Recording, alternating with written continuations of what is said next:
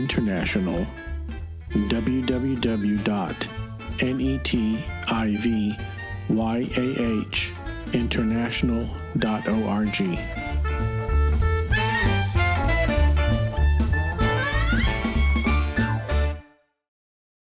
Shalom, my name is Joseph Shulam, and together with Brad TV, we're continuing every week the Torah portion that is being read in all the synagogues.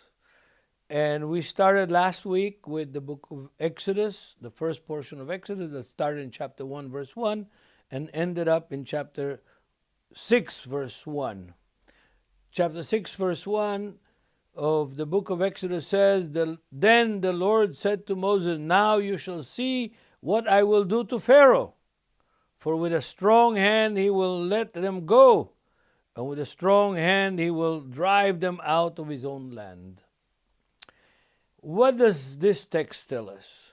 When Moses went to Egypt to tell Pharaoh, let my people go, the first time, things didn't get better for the children of Israel. In fact, they got worse. The children of Israel cried and begged for some relief from the work that they had, from the slavery that was imposed upon them. Instead of giving them relief, Pharaoh made it harder for them. He made them also get the straw to make the bricks that will build the cities of Egypt. He hardened his heart against Egypt, the children of Israel.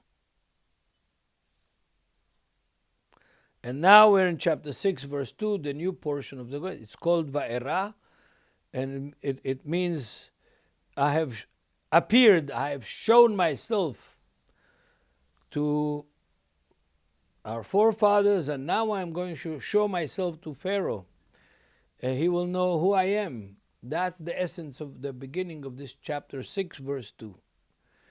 And we have a great revelation.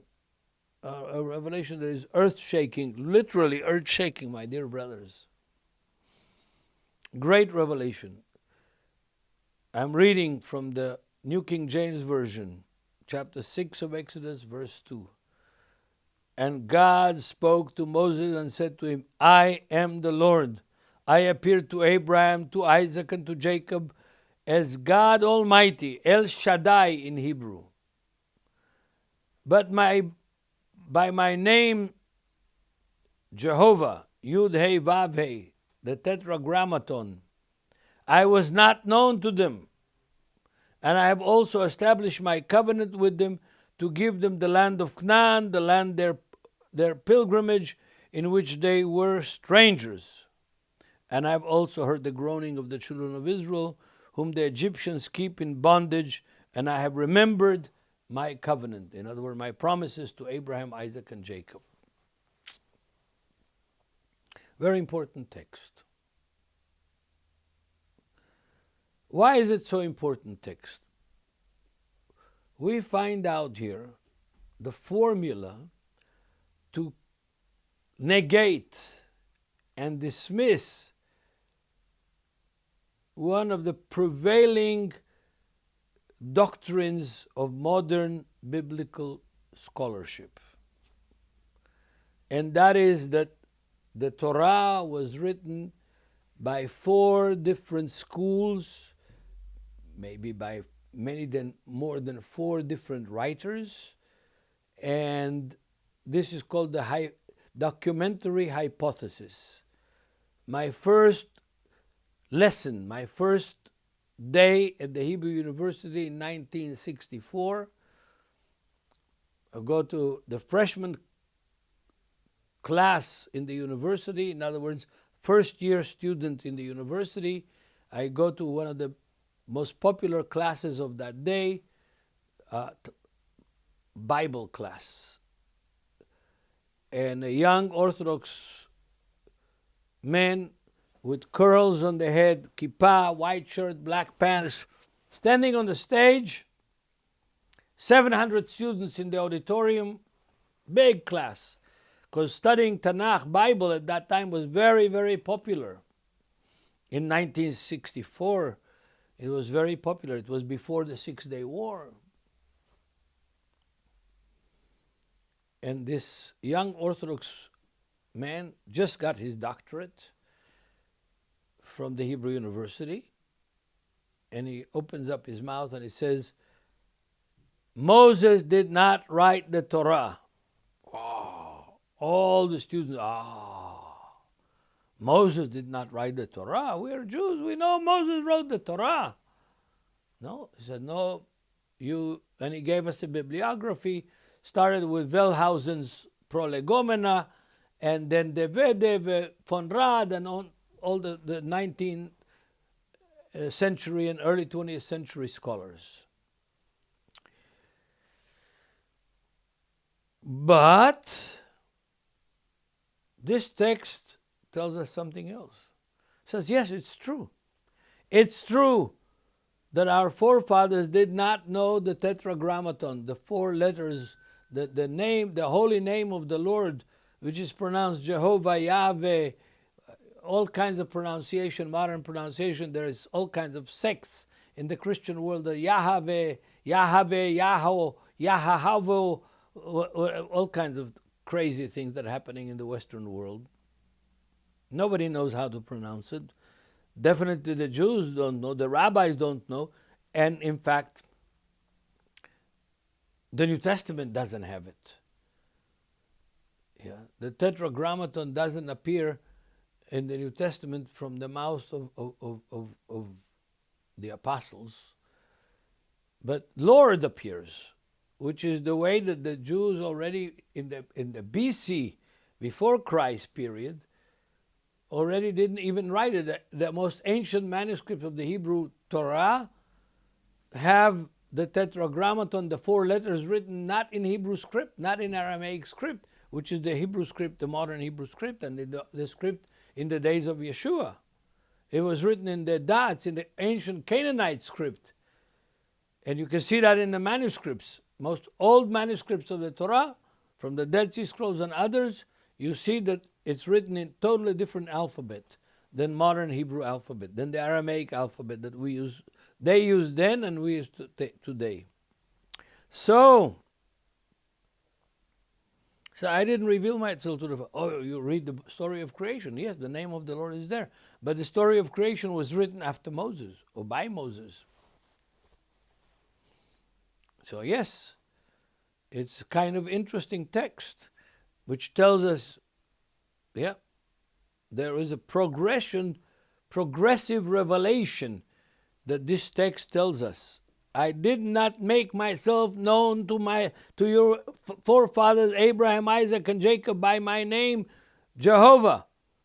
I was revealed to them as God Almighty, El Shaddai. Yeah, that's important principle to learn, that there is such a thing as progressive revelation. And now I'm revealing to you my proper name. And now I'm telling you that I know what's going on in Egypt. That's what God tells Moses. I know what's going on in Egypt. I know what Pharaoh is doing to the children of Israel. But I also remember my promises, my covenant with Abraham, with Isaac, and with Jacob. I am the Lord. Verse 6 of chapter 6. I will bring you out from under the bondage of the Egyptians, and I will rescue you from their bondage, and I will redeem you with an outstretched arm and with great judgments. And I will take you as my people, and I will be your God. Then you shall know that I am the Lord your God, who brings you out of under the bondage of the Egyptians, and I will bring you into the land which I swore to give to Abraham, Isaac, and Jacob, and I will give it to you a heritage. I am the Lord. This statement here is a repetition of the promises that God gave to Abraham and to Isaac and to Jacob, and is still faithful to keep his promises. That's a very simple truth, but probably the most important truth in the whole Bible. God is not a liar, and He doesn't renege on His promises. It might look, if you look at take a certain chapter of Jewish history, Israelite history, and separate it from the larger context, say God is not keeping His promise. They're in Babylon for 70 years in exile. They're 2,000 years in exile in the Christian world, in the European Christian world, and in the American Christian world. They're in exile 2,000 years. Yep, that's true. God promised that too to the prophets of Israel. He promised it to Isaiah. He promised it to Jeremiah. He promised it to Ezekiel. He promised it to our prophets, that He's going to send us out. And He sent us out because of our sin. But He also promised, I will gather you back. We have chapter 36 and 37 of Ezekiel. The dry bones, the heaps of dry bones will put on flesh and sinew and tendons and come alive, and they will return home to the land of Israel.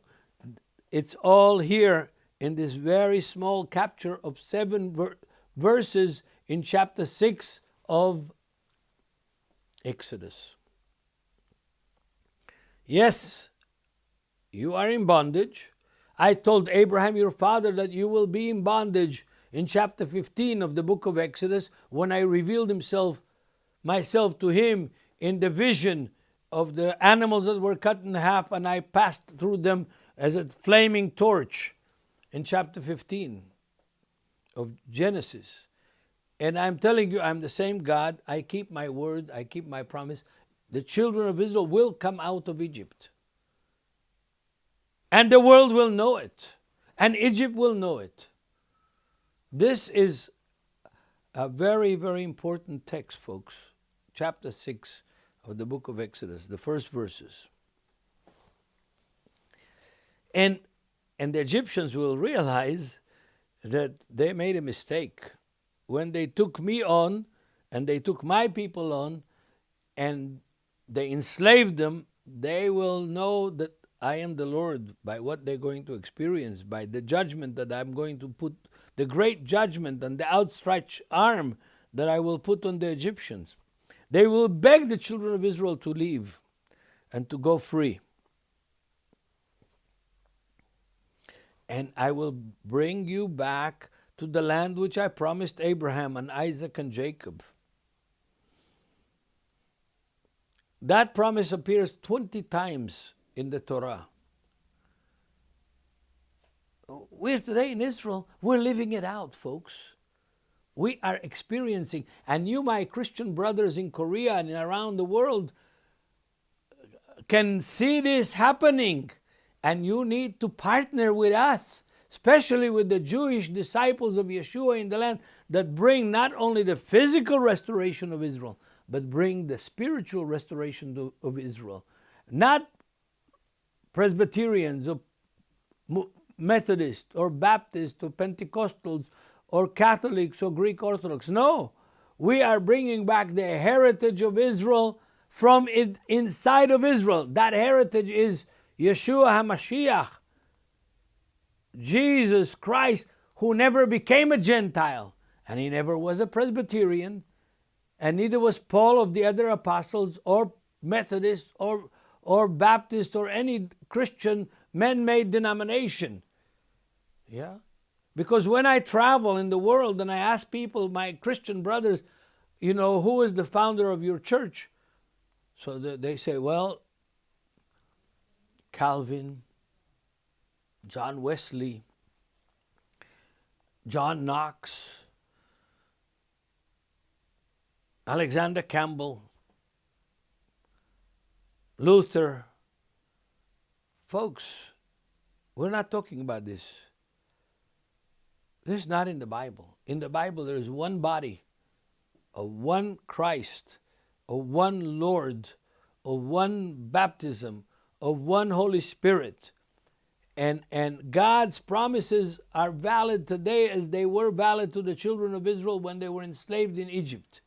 Yes, the same promises that God promised that appear so many times, the same God that is faithful to keep His word and to keep his promises is the same God today. Is our God is still the Father of Yeshua HaMashiach. Yeshua HaMashiach is still sitting on his right hand, folks. And this is all here in this text in chapter 6 of Genesis. Then, verse 10 of chapter 6, the Lord spoke to Moses and said, "Go in, tell Pharaoh the king of Egypt to let the children of Israel go out of his land." Moses spoke before the Lord, saying, "The children of Israel have not heeded me. How then shall Pharaoh heed me? For I am of uncircumcised lips. I stutter. I don't talk straight. And if the children of Israel themselves don't believe me, and don't hear me, and don't obey me, and look at me with strange eyes, how would fellow Egyptian Pharaoh listen to me? I don't have credibility among my own people." Folks, I don't have credibility among which politician in the history of Israel, which king in the history of Israel has had credibility? King David enjoyed the credibility for a season, but at the end of his life he already didn't have credibility. We are a strange people. On the one hand, we're wonderful, talented, gifted. On the other hand, my dear brothers and sisters, we're difficultly give credibility to anybody. David Ben-Gurion, the great founder of the state of Israel, the first prime minister of Israel, did he have credibility? No. He got criticized. And every prime minister and every president we've had gets criticized and loses credibility very quickly. He enjoys credibility a month or 2 or 3 months, 6 months of his career as a politician, but after that, boom. We're not an easy people, but we're a special people, God's chosen people. And the same thing happened to Moses. Moses says to God, "Well, you were sending me to Pharaoh. My own people don't believe me. My own people don't give me credit. What do you want from me?" Then the Lord spoke to Moses and Aaron and gave them a command for the children of Israel and for Pharaoh, the king of Egypt, to bring the children of Israel out of the land of Egypt. And then we have the genealogy, chapter 6, verse 14. These are the heads. No, chapter 6 of Genesis, verse 13. And the Lord spoke to Moses and Aaron and gave them command for the children of Israel and for Pharaoh, king of Egypt, to bring the children of Israel out of the land of Egypt. It's your job. God says to Moses and Aaron, it's your job to bring the children of Israel out of Egypt. I'll give you the tools. I'll give you the instruments to bring them out. But it's your job to bring them out of the land of Egypt. And then we have this genealogy. These are the heads of their fathers' houses. The sons of Reuben, the firstborn of Jacob. The son Hanoch, Palu, Hetzron. The genealogy of the children of Israel starts here. But it's a very strange genealogy. It's very important for us to understand it. When they get to Moses and Aaron, the genealogy stops. What do we learn about this genealogy? And all the genealogies in the Bible, they are political instruments. This genealogy comes and it starts with Reuben. But when they got to Levi and to Aaron and Moses, that's it. The purpose of this genealogy is to tell you, where does Moses and Aaron come from? It starts with Reuben. It gives you the impression I'm going to give you the genealogy of all the children of Israel. No. It has a political use to explain where does Moses and Aaron came from, and not to give you a true historical genealogy. And all the genealogies in the Bible are given there for political reasons. not for historical reasons, but for political reasons in the days in which the text was written. Yeah, you get to verse 20 of chapter 6. Now Amram took for himself Yocheved, his father's sister, as a wife, and she bore him Aaron and Moses. And the years of the life of Amram were 137 years, and son of Yitzhar were Korach, Nepheg, Zichri, the sons of Uziel, and that's it. You get to the family of the tribe of Levi, and Aaron and Moses, to whom the Lord said, bring out the children of Israel, verse 26 of chapter 6. Okay, we are approaching the continuation of this portion of the Vayeira, and I showed myself to Moses and Aaron, and then through them to Pharaoh. And Moses continues his song and dance. Chapter 6, verse, Moses said before the Lord, behold, I am uncircumcised lips. How shall I, Pharaoh, listen to me? I'm stuttering. And God said to Moses in chapter 7, listen, you go, and Aaron, your brother, is going to be your prophet. You will be like God unto Aaron, and Aaron will be like a prophet. He will speak your piece, your text. And from there on, Aaron and Moses together faced Pharaoh on numerous occasions. And God hardens the heart of Pharaoh. And the revelation is this, folks. Very important lesson. The revelation is that the purpose that God hardens the heart of Pharaoh is to demonstrate to Pharaoh, to Egypt, and to us in all generations of what God is capable of doing to accomplish his goal. 10 plagues fall on Egypt. 10 plagues that each one gets worse than the other.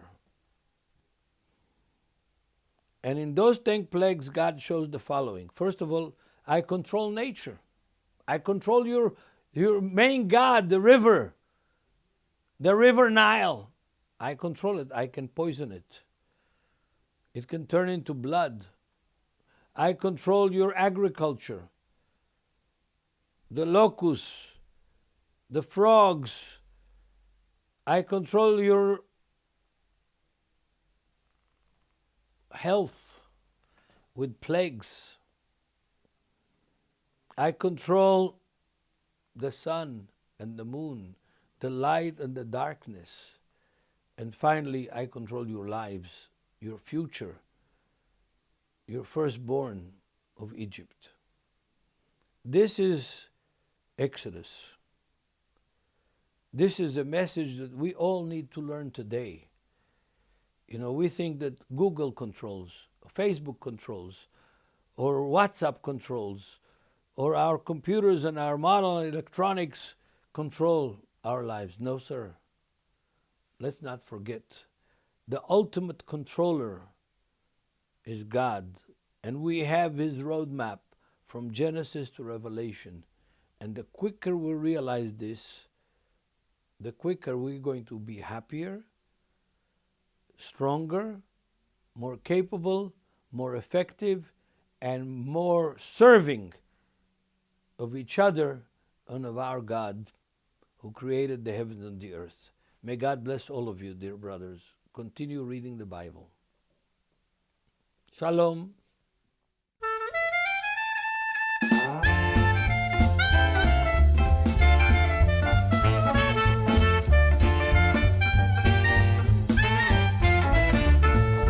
Netivyah International, www.netivyah international.org.